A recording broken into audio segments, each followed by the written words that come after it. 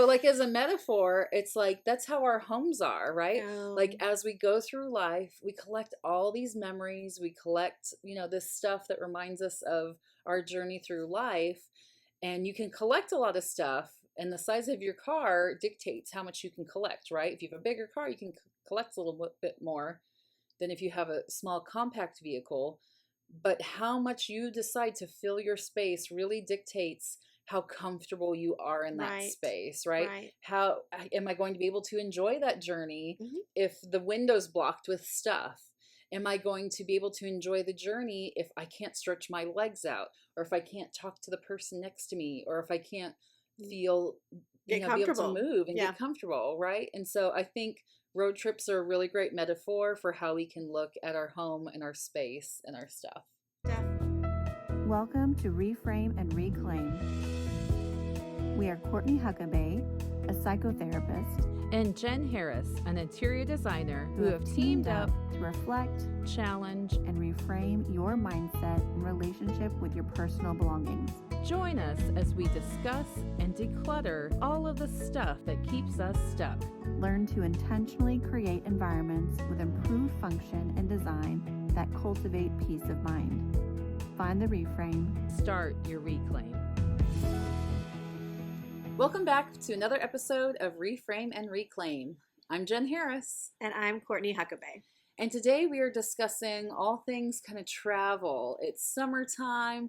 I love a good road trip. I don't know about you. Yes. But one of the things when we were writing our book was the metaphor of a road trip, right? And as you travel, as you pack to go on vacation, you think of all the essentials you're going to need when you get there to your destination and what you want. And as most people know, I can Tetris a good amount of stuff, of essentials, into for a weekend getaway, like 3 weeks worth of essentials for one weekend. I can overpack with the best of them. But, really taking a look and step back as far as what's really going to enhance your trip and what do you really need or don't need in order to make it successful. Because I don't know about you, but I definitely enjoy the road trip much more when I have space to move around.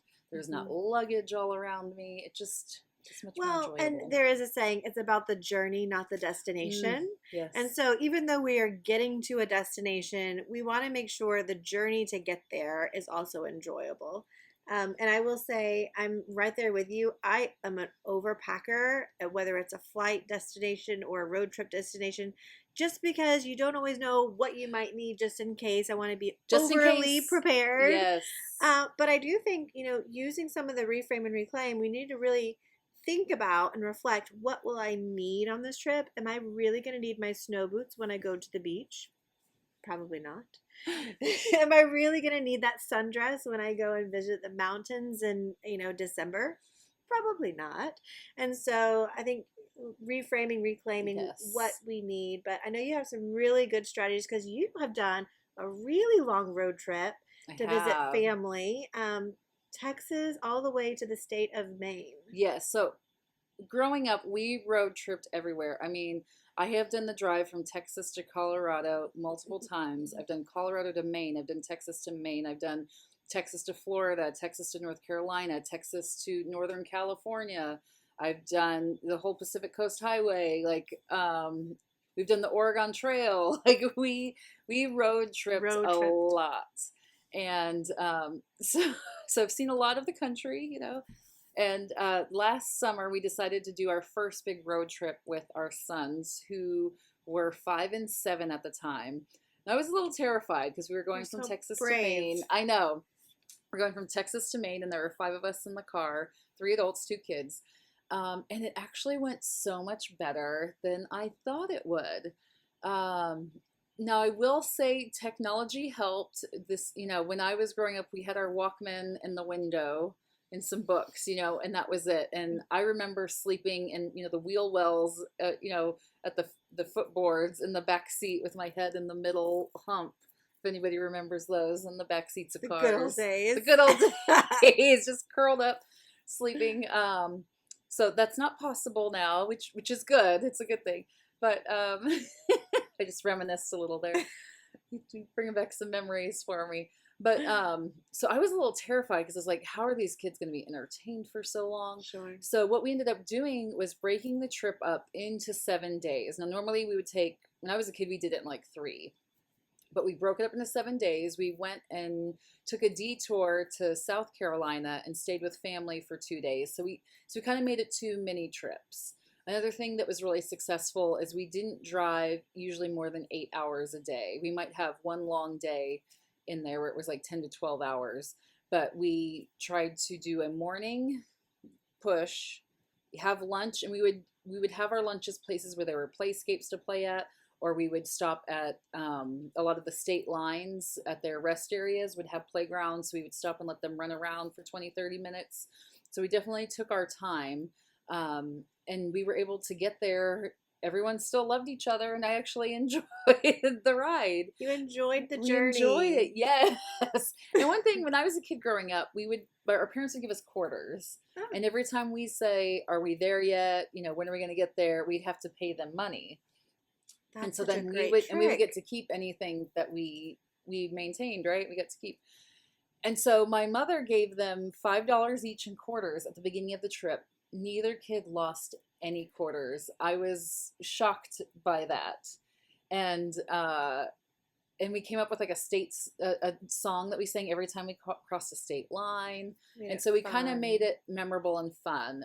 Another tip that was really, really helpful was on Pinterest for road trips. People would have like little, paper bags with new activities or things for kids to do. And so we ended up having extra bags at the end. We didn't even use all of them, but I would try to have like 1 in the morning and 2 in the afternoon. Or it's like if we crossed a state line, we'd open this one. Or I had one where it's like if the kids are hangry, give them this one. Or if they're fighting, it was like a little mini punching bag, like, so things tailored to the mood.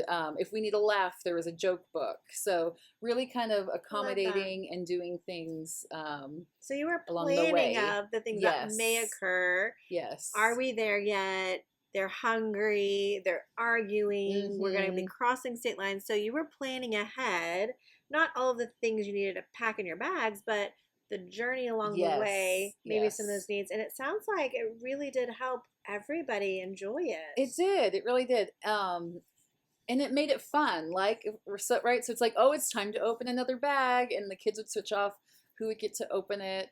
And then I also thought about once they get these little things or candy or whatever, where is it going to go while we're in the car, right? Because we ended up using the entire back because we were traveling to Maine, and my mother stays up there from the beginning of the summer all the way through usually October, sometimes December. So she takes her life with her, right? And then we just take our bags and some things, but there's a lot of stuff that has to go in the car. So she was actually sitting in like the middle seat most of the time between the 2 booster Bless seats. her. Yes. I know. Bless her. And so it wasn't the most comfortable situation, but because we broke the trip up and we're only doing 3 to 4 hour drives at a time, it made it very manageable for everybody. And then what we did is I took a like medium-sized tote, plastic tote bin. My kids still can't quite reach the bottom of the floorboard. So a lot of times when we're traveling, we use their suitcases as like a footrest for them to prop their feet up on. But that would have been a big hassle with the adult that's in the middle trying to get in and out, pulling the luggage. So we just did like a smaller tote bin. And then anything they got, any books they had, any candy that was there, they each had their own bin. Smart. We put it in there, and then it could slide under the seat or come out easily. It was easy to access. I also bought new behind the chair organizers that have a flip down table. So I have tried before the lap boards that you like just put on their laps, but my kid, they would shift, they would fall. Inevitably, There's a bump in the road. it would make a huge mess. So these are actually attached to the back of the seats, and then it flips down, the table flips down so they could have snacks there if they wanted, or if they wanted to color. And there's pockets for their books that they could easily grab. So again, going back to the independence where they can grab it on their own. And so it worked out really, really well. It was a really smooth drive. And another recommendation is headphones. So you can listen to audiobooks in the main cabin while they're they're tuned out.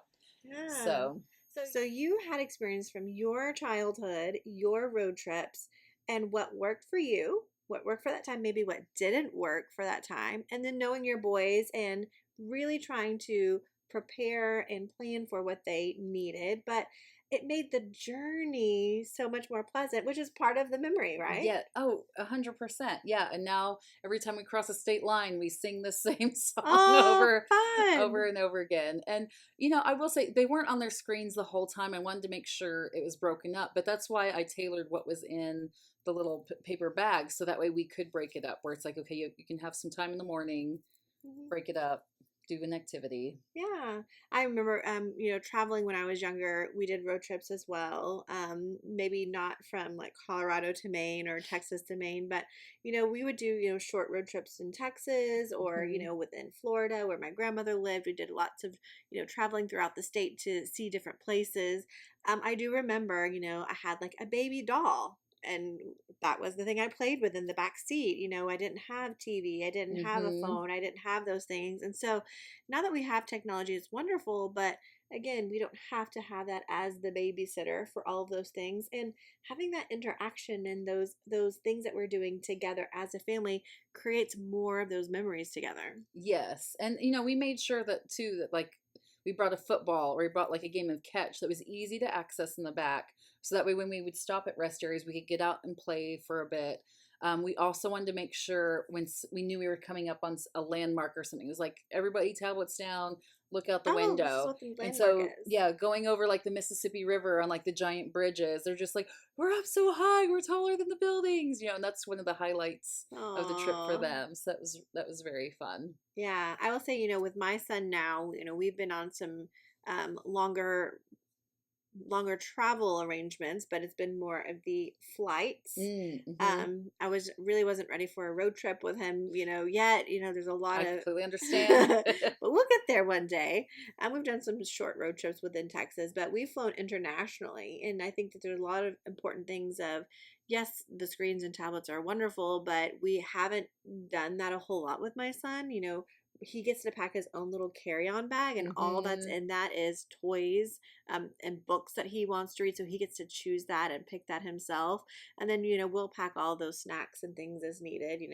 He doesn't always like, the snacks that they have in the airport, or they don't always have the things that he will eat in the other places we go. So Yes. making sure those are packed away. But it is, whatever expectations you have for your children, we don't want them to act like mini adults. They can't do that. So making sure that Hmm. we're creating experiences and what's realistic for them along that journey. Yeah, and going along with realistic things, I know when we travel on plane flights and stuff, my kids have their own backpacks they carry. And so one of my sons wants to bring everything. And so we have to reiterate, we are not carrying your backpack. You're responsible for Right, this. And right. we'll practice beforehand. Like when it's loaded, it's like, okay, walk around for a bit, see how you feel, and there's times it's like, oh, I need to take some things out. And so Hmm. really helping them level set their expectations too of what they can handle because they can do everything.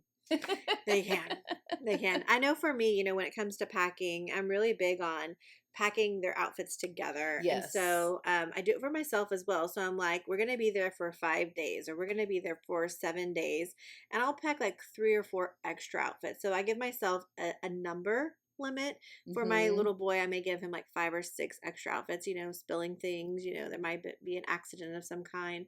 But I think that's really helpful for me now because used to I'd be like, oh, I love this dress and I love these shoes and I love that thing. And then I'm like, I didn't get to wear most of Yeah. these.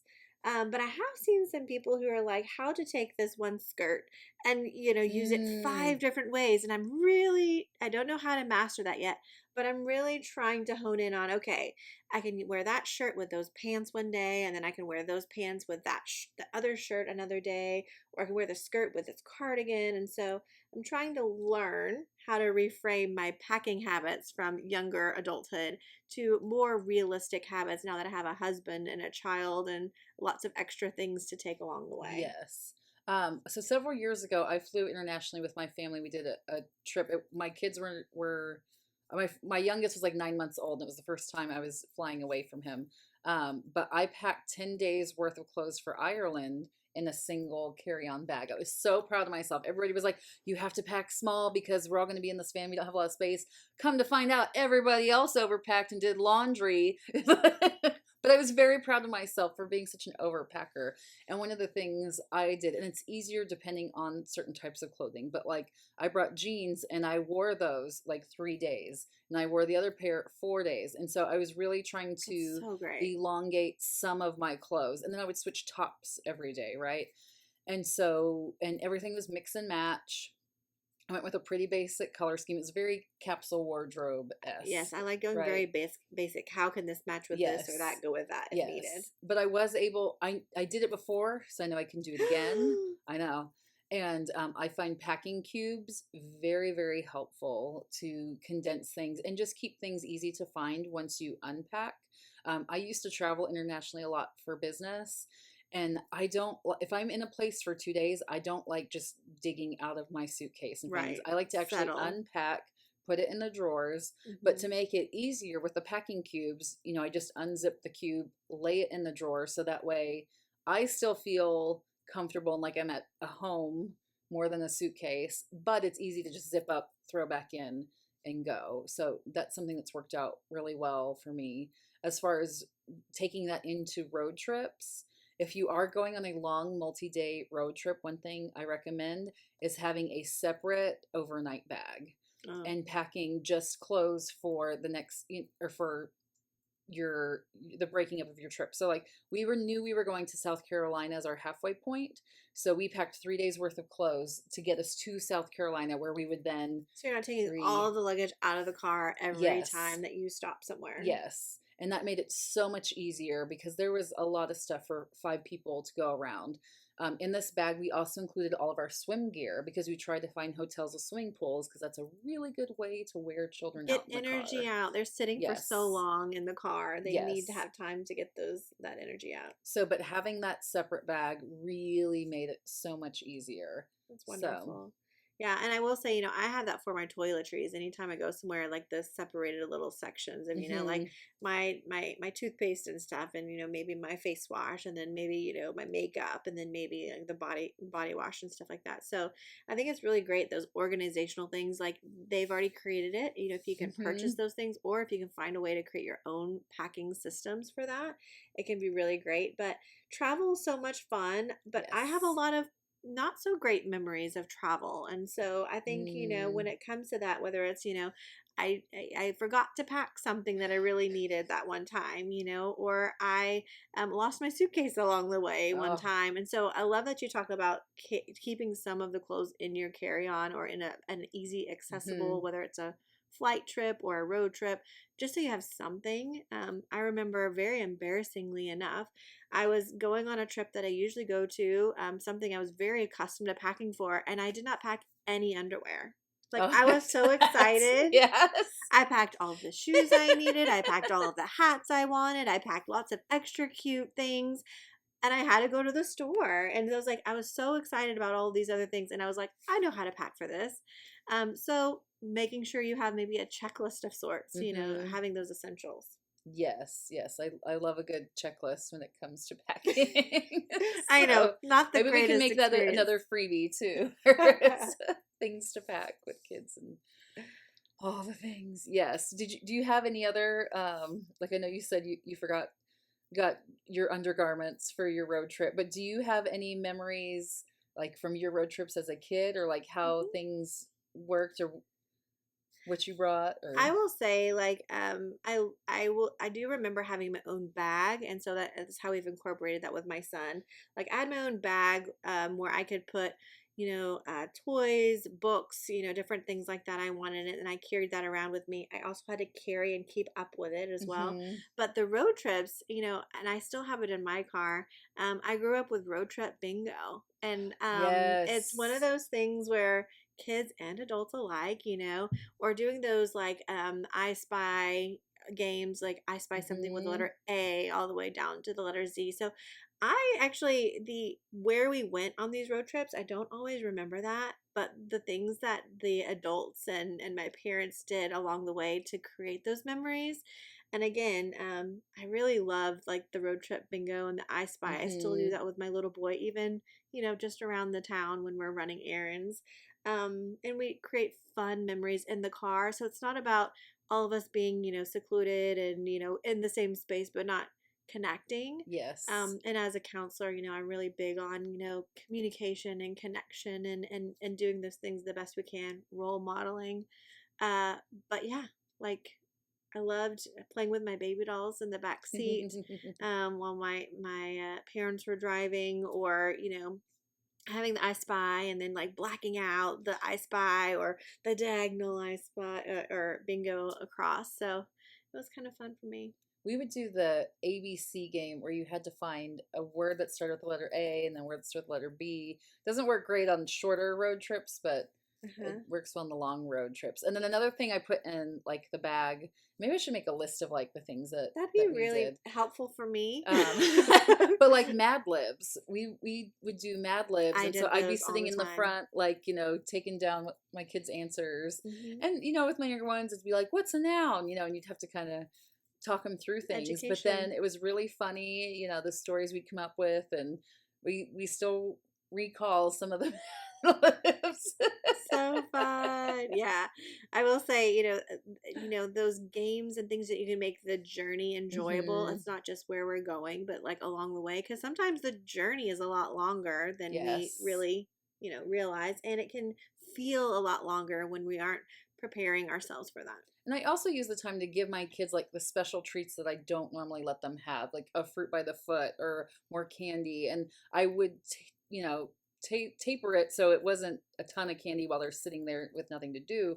But, like this special kind of muffin my son likes, or certain snacks that they don't get all the time. So that made it a little more Special. special as well. Yeah. Yeah. When my son was younger, we would kind of buy a couple of toys that he didn't get to play with, and we introduced it to him on the trip. And Yes. so that was really great when he was a young kid, in months old, a year old. And so that was something that was a little more novel and exciting for him.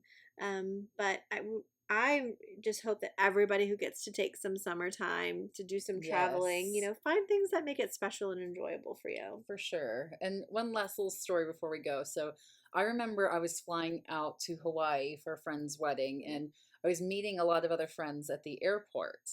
And I was the last one to get there. And so everybody else has already put their stuff in the car. They went and bought groceries. We're there, the car is packed. And so I get in to sit, and no joke, there's luggage here, there's luggage at my feet, there's luggage on my lap. And so like my first view of Hawaii is like this. And it's a really funny story now, but like as a metaphor, it's like that's how our homes are, right? Like Oh, as we go through life, we collect all these memories, we collect, this stuff that reminds us of our journey through life. And you can collect a lot of stuff, and the size of your car dictates how much you can collect, right? If you have a bigger car, you can collect a little bit more than if you have a small compact vehicle. But how much you decide to fill your space really dictates how comfortable you are in that right, space, right? right. How am I going to be able to enjoy that journey Hmm. if the window's blocked with stuff? Am I going to be able to enjoy the journey if I can't stretch my legs out, or if I can't talk to the person next to me, or if I can't feel, Get be able to comfortable. move and Yeah, get comfortable, right? And so I think road trips are a really great metaphor for how we can look at our home and our space and our stuff. definitely, definitely. So if you have any summer plans, we wish you the very best. Yes. If you have tricks, strategies, tips for anybody, please comment, let us know. And if you'd love to learn more about Reframe and Reclaim, find us online. We have a website, we have social media. Like us, follow us, comment. We'd love to hear from you. Yes, and we'll see you next time. Have a great summer. Thanks for listening to us with Reframe and Reclaim at our podcast. If you are interested in more information about our book, you can find our book at any online retailer. You can also find us at reframe-reclaim.com.